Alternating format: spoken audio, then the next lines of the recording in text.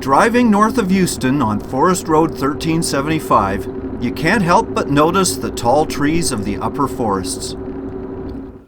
This is the Sam Houston Forest, where I took Road 208 in search of Hunting Camp 208H.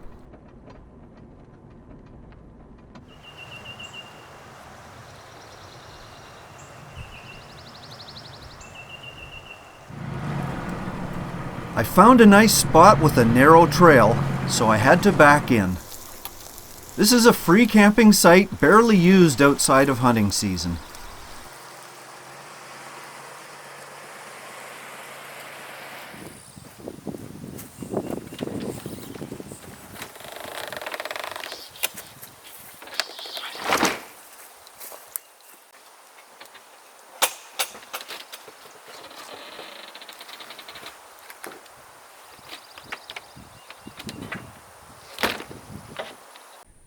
Anybody that's used to the dry heat of New Mexico or Arizona and has come east, chances are somewhere in Texas you're going to hit that big wallop of humidity where everything is hot and sticky and damp and it drives you crazy.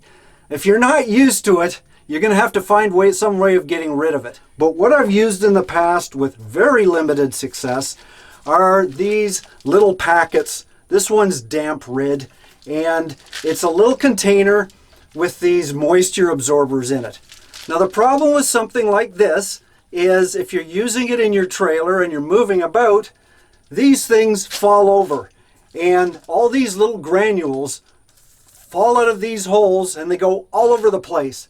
So these don't really work for traveling and boondocking. However, when I was in a dollar store the other day, I found this, and it's damp rid again. However, it's a moisture absorber that goes in the closet. It actually hangs up, and I've got one right here which I've been using the last couple of days. It's perfect for the trailer because it can sway about. You can put it on a doorknob or whatever. It's no big deal. These aren't going to fall out. And as you can see, look at all the moisture I've got in the last couple of days. It's definitely effective. Although I usually point my trailer to the south, this site had me facing west, so it was time to use the remote option I had built into my solar panel design.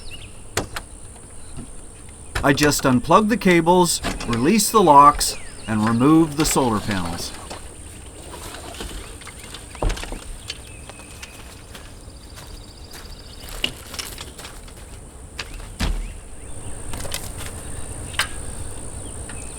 I made an extension cord so I can put my solar array up to 10 feet from the trailer to find the best sunny spot.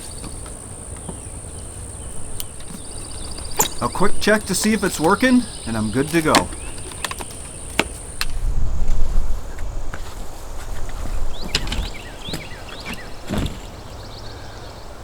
There, that's a little bit better. Got to catch that morning sun. And by the way, I did not make that pathetic excuse of a fire pit. That was the camper before me, obviously an amateur, because I'd make a fire ring, I'd make sure the area around it was all cleared of vegetation, and there wouldn't be half-burned logs in there. I'd use only what I'd needed, and it would just be ash when I'm done. Amateurs.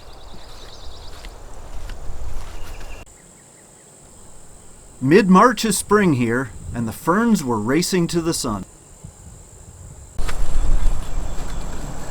One thing I have not done this last trip is used my bicycle. And that's really sad, because I've hauled it around all this time on the tongue of my trailer,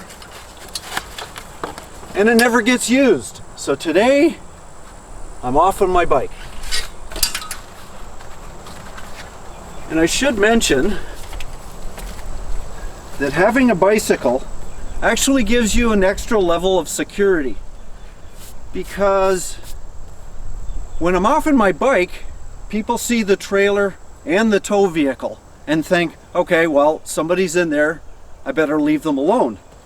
Whereas if I just take off in my Jeep, they see the trailer and they know it has to be towed. So those evil people might think, oh, well, there's an opportunity. So having the bike, you can take off and people still think there's somebody there, so you're a little bit more secure.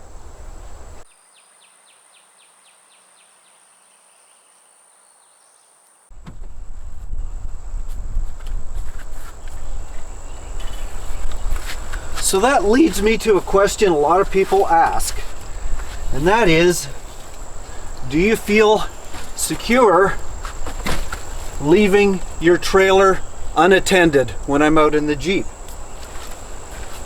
Well, reality factor is that anybody that wants to get into my trailer, if they really want to get into it bad enough, they'll get in, regardless. I mean, that's the same with any trailer. If you're in a remote location and somebody thinks, well, there's nobody around, they're going to get in. They're going to smash a window, or with this thing, which is just basically styrofoam with cladded aluminum, just one swift kick and they're in. So yes, I do lock it, but am I worried about it? Like, no, I'm not, or I wouldn't be camping. I mean, seriously. But what are they going to get if they get in my trailer? Well, they might get a few cans of beans that are replaceable. I'm really not that worried about it. I mean, yes, don't leave your family heirloom jewels in your trailer when you're out. And really, there's no sense in getting stronger locks, because it'll just make more of a damage if somebody goes in there. And yes, of course I'm insured. Another thing viewers comment about is my bicycle. And they see it and they say, look at it, look at the rust. What are you doing to your bicycle? But they don't understand. I want it to look this way. It's a old garbage bicycle I literally got out of the dump for free. And yes, I want it to look old and ugly. That way, nobody wants to steal it, because I had an expensive bike and it got stolen. So this works perfect. And yes, I keep the front wheel in my Jeep, so if they did steal it, they'd only get half of it anyway. But today, since I'm using it, I will oil the chain.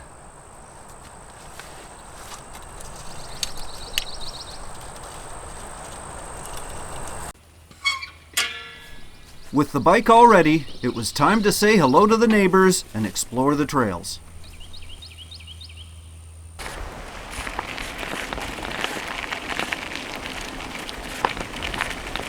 Whoa, bumpy.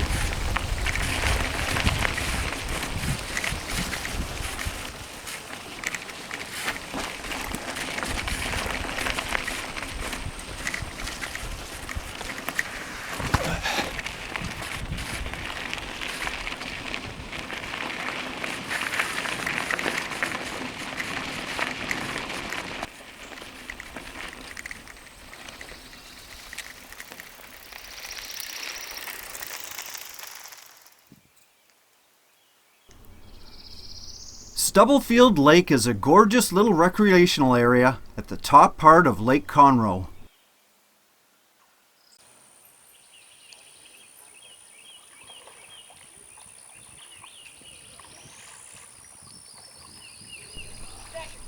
The lake is popular with canoes, kayaks, and fishing boats, but it also has paid campsites with all the amenities you'd expect for park camping.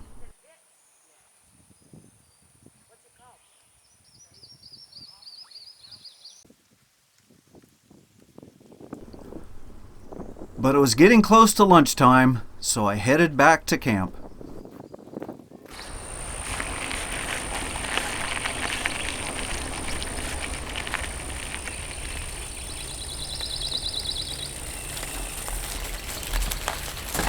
Oh,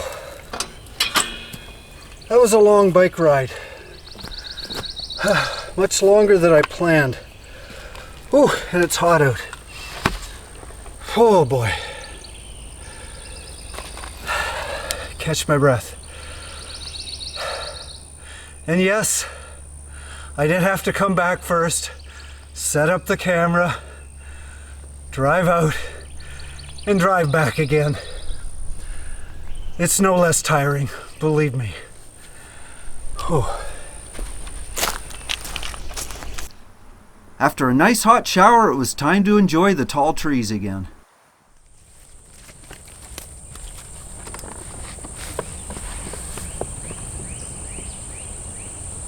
Well, I think it's going to be a hot one today.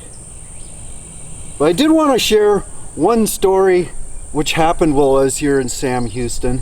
I don't think it's a funny story. It just sort of shows you that the best of intentions don't always work out sometimes. But when I first got here, I went out after I set up camp to explore, see where things were, get my bearings.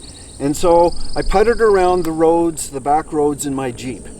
And I found this one area that it was obvious there had been a bit of a brush fire because there were some blackened areas around. And investigating further, I saw that there was some smoke still in the forest, so I had to check it out. Seems a forest fire swept through here, probably set off by lightning, but there's nobody attending to it. I can't leave this. I don't have any water with me, but I have my shovel. Hopefully I can stop it a little bit.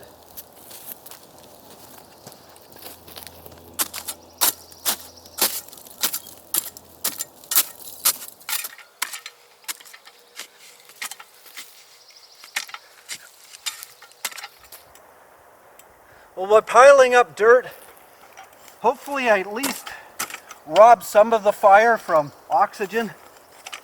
I think there's a ranger station a few miles. I'll let them know about it, and hopefully it's going to chill out now. So the next thing is I went to the ranger station a few miles away to let them know, because I was kind of proud of myself. I helped put out this big log that was on fire, and could you send somebody out to do a real job on it? And they looked at me and very politely said, well, that was actually a controlled burn. We'd meant to set the forest on fire. And they gave me a little map that showed me where the areas they were going to do controlled burns. So yeah, I felt a little silly, but in reality, if in doubt, put the fire out. You know, don't just leave it and think somebody else is going to come. And it was easy to start it up again, so no hard feelings.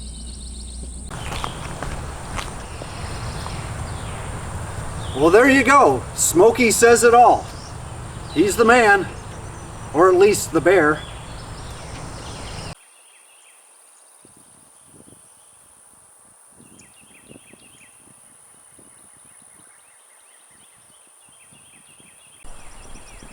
You'd think with all those bird songs in the forest, I'd have some phenomenal bird photographs. But in reality, I've got absolutely nothing. It's because the trees are so high and so tall, I can't even see the birds. They're like ghosts. But I did get some shots of nature's beauty, and at the request of a particular viewer, I'll present this with only the natural sounds of the forest.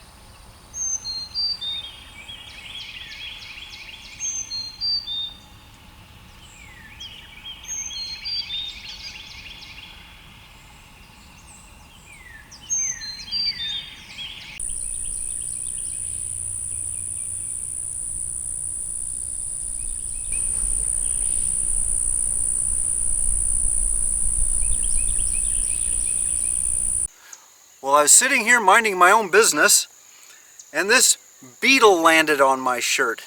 And it's a click beetle. He likes to click, so if you give him a little tickle, whoop, there he goes. See, he's like a jumping bean.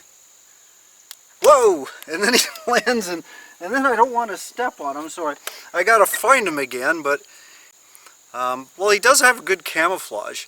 And he's got two eyes. I don't know if you can see him. He's got two little eyes to make him look big and fearsome. But he is a cute little guy. There, that was a good one. Okay, little click bug. I'm gonna put you somewhere where I won't step on you.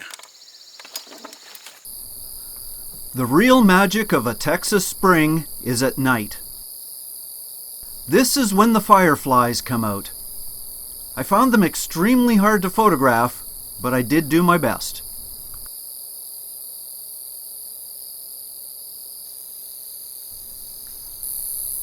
Shooting them in flight was one challenge, but to shoot them close up was nearly impossible. I couldn't see them, nor could I focus the camera. But I at least got one good shot, however brief it was.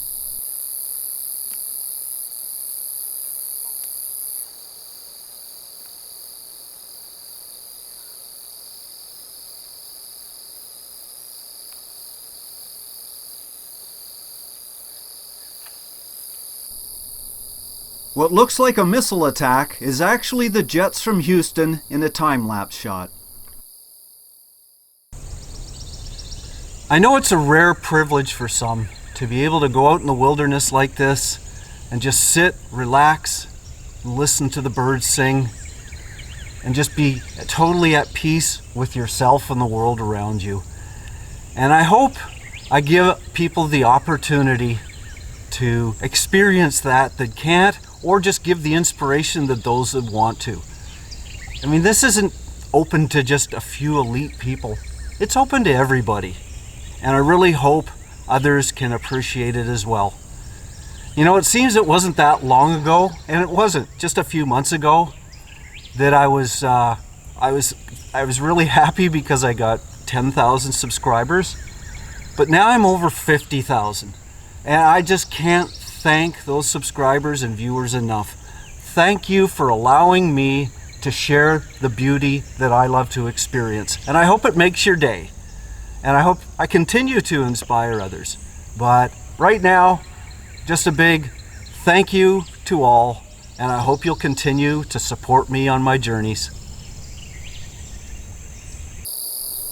I hope you enjoyed this video and will check my others as well. Happy camping!